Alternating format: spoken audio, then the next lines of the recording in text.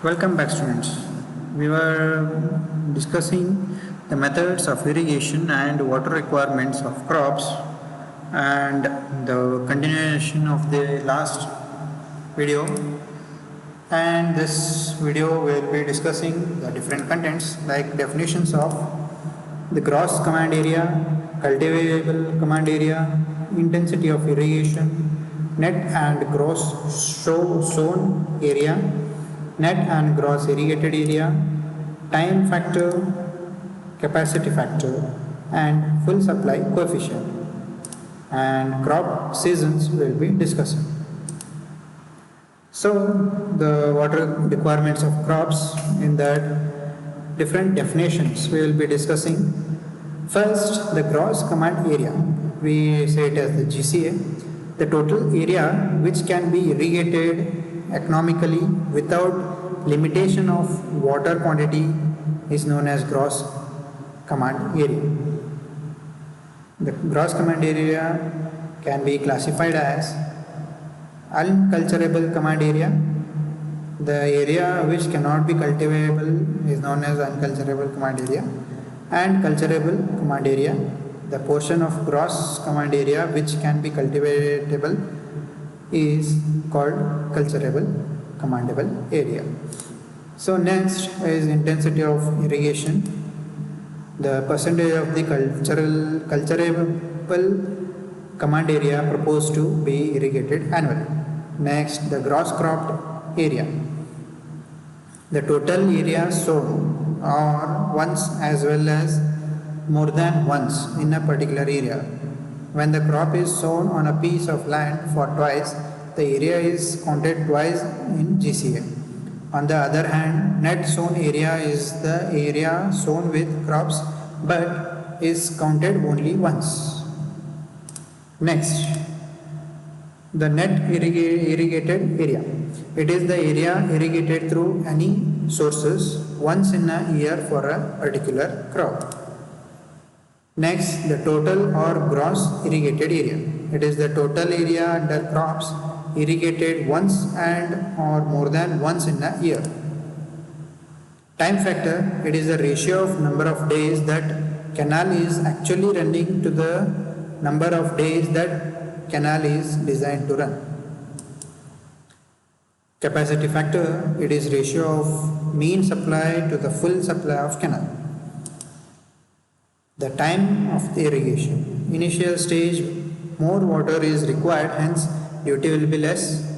Later stage, field will be in wet condition and hence duty will be high. The method of cultivation. Properly plowed land has more water retaining capacity and hence more duty. Next, the crop seasons. The Kharif season, as there are two types, the Rabi and the Kharif. In that Kharif season, the crops grown during Kharif season are called Kharif crops. Kharif crops are also called as monsoon crops because these Kharif crops are being grown or harvested in the period of monsoon. And the Kharif crops are sown in month of April and harvested in month of September. And now we have some examples like rice, maize, millets, pulses, groundnut and jowar. Next, there is one more, is called Rabi season. The crops grown during Rabi season are called Rabi season crops. Rabi crops are also called as winter crops. These are sown in month of October and harvested in the month of March.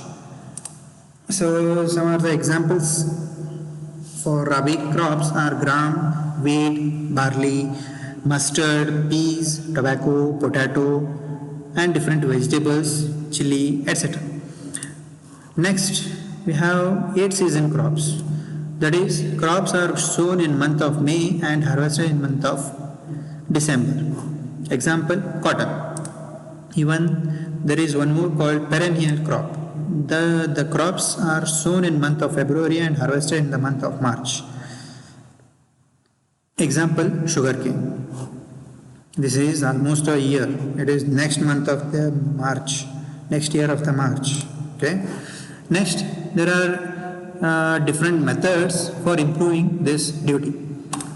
One is the land should be properly plowed and leveled before sowing the crops. The land should be cultivated frequently to reduce the loss of moisture. Suitable method of irrigation is adopted.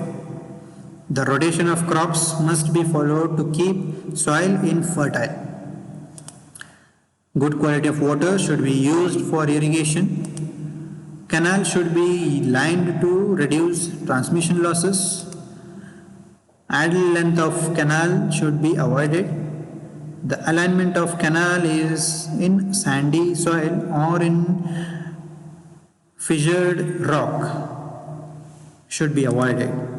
Canal should be well maintained to reduce losses, and cultivators should be trained to use irrigation water efficiently and economically.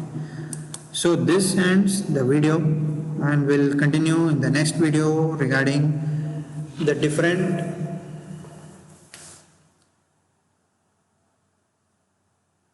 water requirements of crops. Thank you.